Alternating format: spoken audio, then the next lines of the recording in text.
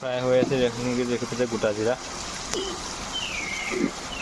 তো গোটা জিৰাখিনি দি দিলোঁ তেতিয়া ফ্ৰাই কৰি লওঁ প্ৰথমতে অলপমান ফ্ৰাই হ'ব তাতে চবতে মছলাখিনি লাগি যায় আৰু তো তেনেকৈ অলপ ফ্ৰাই কৰি ল'ব লাগিব তাৰপিছত লাহে দিয়ে পানীখিনি অলপ দিম আৰু মছলা দি অহাৰ পিছত প্ৰথমতে ফ্ৰাই হৈ ল'ব। হেল্ল' গাইজ, আকৌ এটা নতুন ৰেচিপি স্বাগতম জনাইছোঁ। আজি হৈছে মটন কাৰী হ'ব, তো খাচী মাংসৰ ৰেচিপি। দেখা পাইছে মাংস ইয়াত কাটি থোৱা আছে, সেই কেৰাহীত তেল দি থোৱা আছে, দেখা পাইছে তেল গৰম হৈ গৈছে। এতিয়া পিঁয়াজখিনি দিম আৰু তো গাইজ দেখা পাইছে প্ৰথমতে পিঁয়াজখিনি ফ্ৰাই কৰি ল'ব লাগিব। তো পিঁয়াজটো অলপ ফ্ৰাই কৰি ল'ম, তাৰপিছত মাংসখিনি দিম আৰু দেখা পাইছে পিঁয়াজ ফ্ৰাই কৰি আছোঁ। তো গাইজ এতিয়া পিঁয়াজখিনি ফ্ৰাই হৈ গৈছে, দেখা পাইছে অলপ। এতিয়া মাংসখিনি দি দিম, মাংসখিনি দি দিছোঁ, দেখা পাইছোঁ। তো মাংসখিনি আজি ভাজি অলপ ঠেংটো আনিছোঁ, মানে এইটো কি বুলি কয় মই নাজানো আৰু মানে ভিটামিন বেছি সেইটো আনিছোঁ আৰু দেখা পাইছে মাংস ফ্ৰাই আছোঁ। পিঁয়াজখিনি দিলোঁ, প্ৰথমতে ফ্ৰাই কৰোঁ অলপমান, তাৰপিছত বাকী মছলাপাতি দিম আৰু হালধি দি দিছোঁ, দেখা পাইছে। আৰু হালধি বেছি হৈ গৈছে, তো অলপ পাছত নিমখটো দিম আৰু তো এতিয়া হালধি দিছোঁ, অলপ লৰাই দিওঁ, নিমখ দি দিছোঁ, দেখা পাইছে নিমখ এচামুচ নিমখ দি দিছোঁ। তো এতিয়া লাহে লাহে মছলা দিম আৰু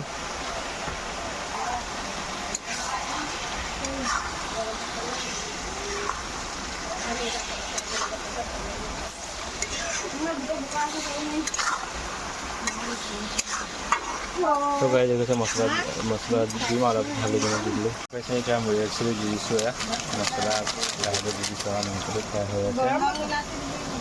তো ৰেচিপি এইটো মিট মছলা দিছিলোঁ, ৰেচিপি দিলোঁ।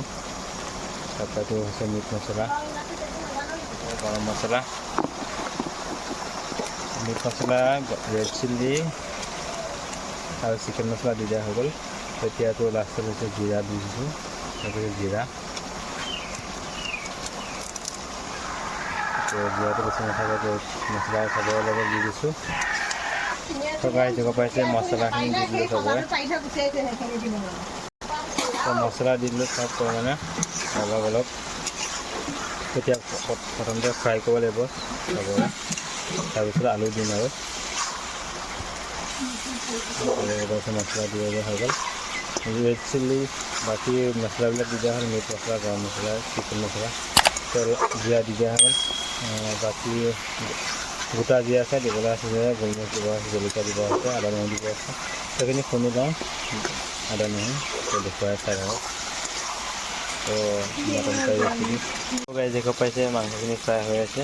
এতিয়া আলুখিনি দি দিম, আলুখিনি দি দিছোঁ অকণমান সোনকালে সিজিব আৰু অলপ টাইম সোনকালে দিলে ভাল হয়, তেতিয়া সোনকালে সিজে।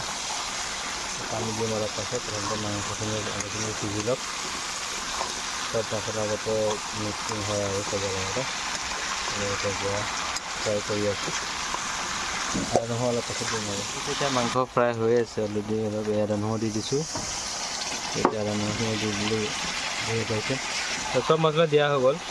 এতিয়া আদা নহৰু দিলোঁ, লাষ্টত অলপ গৰম মছলা দিম আৰু তো মাংস কালাৰটো কেনেকুৱা আছে কমেণ্টত জনাব ৰেচিপিটো। তো মটন কাৰী আজি বনাম, তো দেখা পাইছে বনাই আছোঁ। পানী আমি দি দিলোঁ, তো দেখা পাইছে জোলটো দি হৈ আছে, আলুটো সিজিলে। তো তৰকাৰী কালাৰটো কেনেকুৱা আছে কমেণ্ট কৰি জনাবচোন বাৰু। তো ৰেচিপিটো কেনেকুৱা লাগিছে, ভাল লাগিছে নেলাগিছে কমেণ্ট কৰি জনাব। চ' এতিয়া মাংস তুলি আছে, সিজিলে আৰু কমেও 2-3 মিনিট সিজালেই তো হৈ যাব। তো চাওক তেনেকুৱা ৰেচিপিটো একদম ভাত খোৱা সময়ত লগ পাওঁ আপোনালোকক। দিব পাইছোঁ জলকীয়াখিনি দি দিলোঁ, জ্বলা দিয়া নাছিলোঁ, তো জলকীয়া দি দিলোঁ, উতলা